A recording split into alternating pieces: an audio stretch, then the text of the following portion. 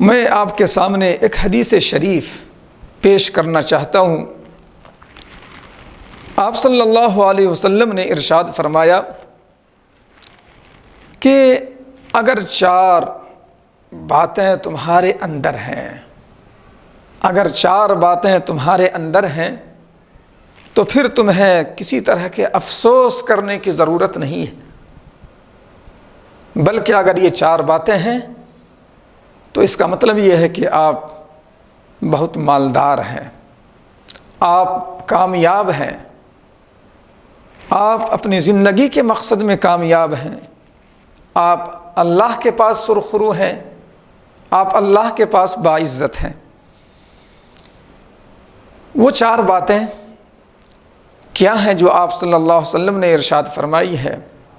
حضرت عبداللہ ابن عمر رضی اللہ عنہما راوی ہیں کہ آپ نے ارشاد فرمایا کہ 4 باتیں جس کے اندر ہوں تو پھر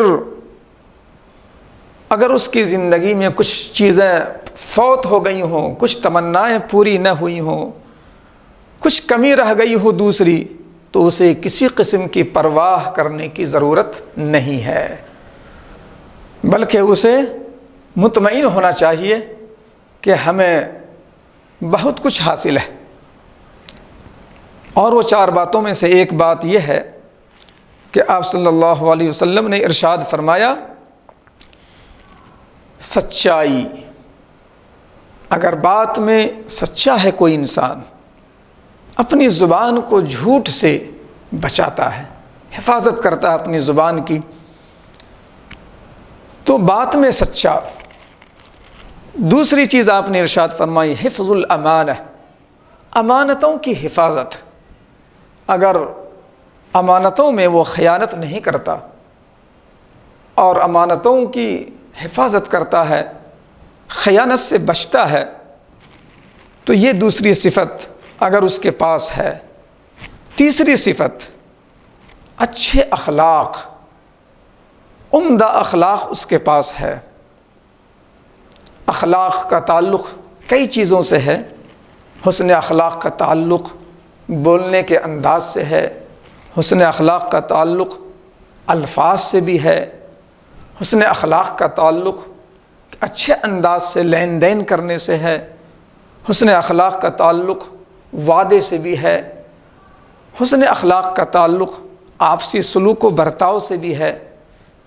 تو جس کو اچھے اخلاق سے نوازا گیا ہو اور جسے کھانے میں پاکیزگی دی گئی ہو، حلال کھانا کھاتا ہو، یہ 4 باتیں جس شخص کے اندر پائی گئیں، اب اسے کسی قسم کی پرواہ کرنے کی ضرورت نہیں ہے کہ کیا چیزیں زندگی میں، کون سی نعمتیں زندگی میں مجھ سے چھوٹ گئیں اور کون سی اچھی چیزیں میں حاصل نہیں کر سکا، زندگی کی کون سی تمنا باقی رہ گئی، کون سی چیز فوت ہو گئی، اس کو افسوس کرنے کی ضرورت نہیں ہے اگر یہ 4 باتیں اس کی زندگی میں ہوں۔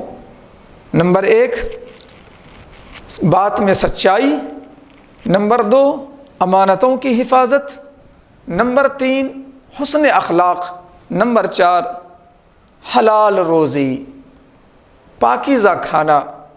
یہ 4 باتیں کسی مومن کی زندگی میں ہو تو پھر ایسے مومن کو افسوس کرنے کی ضرورت نہیں ہے۔